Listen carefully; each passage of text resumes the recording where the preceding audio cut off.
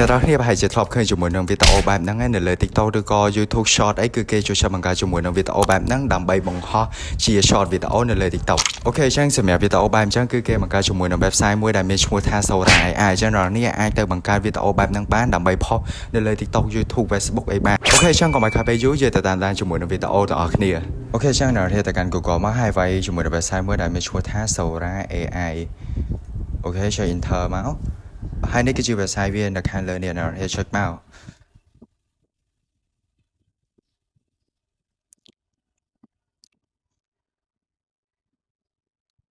អូខេអញ្ចឹងនៅពេលដែលអ្នកចុចមកគឺគេឲ្យ sign in ជាមួយនឹង Gmail ឬក៏ Google account អ្នកនរអាច sign in ទៅតាមនឹងបានហើយបន្តមកគឺវានឹងចេញទម្រង់បែបនេះហើយហ៊ានបន្តទៀតគឺយើងត្រូវតែ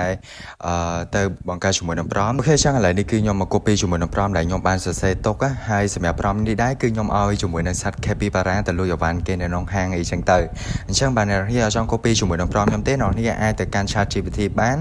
ហើយសរសេរតែពាក្យឲ្យវាសរសេរ prompt for Sora AI មកគឺវានឹងចេញជាមួយនឹង prompt ជាច្រើនអ្នកអាច copy ទៅតាមនឹងបានអូខេចឹងឥឡូវនេះគឺខ្ញុំសុំ copy ជាមួយនឹង prompt ដែលខ្ញុំបានសរសេរទុកសិនអូខេចឹងឥឡូវនេះគឺយើងមកដល់ Sora AI ហើយជាហៀវបន្តទៀតអ្នកគ្រាន់តែចុចទៅកន្លែងវីដេអូមកហើយកន្លែងនេះគឺអ្នកផាសជាមួយនឹង prompt ដែលអ្នកបាន copy មិញមកអូខេហើយខ្ញុំហើយខាងក្រោមនេះគឺជាកន្លែងកំណត់ជាមួយនឹងក្បាលក្រដាសហើយសម្រាប់ផុសនៅលើ YouTube អ្នកអាចយក 3x2 ឬក៏ TikTok 2x3 មកអញ្ចឹងខ្ញុំយក2x3អូខេចាំតមកអ្នកចុចកន្លែងនេះកន្លែង Screen Image មក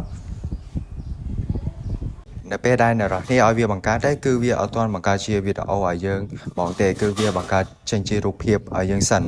ហើយបន្តមកគឺអ្នកគ្រាន់តែចុចពាក្យថា Screen Video មក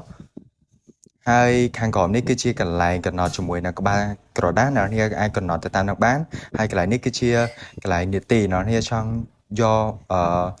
10នាទី5-10នាទីទៅតាមអ្នកអញ្ចឹងហើយសម្រាប់ AI នេះគឺ free ចឹងវាត្រូវការពេលបន្តិចដើម្បីបង្កើតជាមួយនឹងវីដេអូអូខេអញ្ចឹងបន្តមកអ្នកចុច Screen Video មក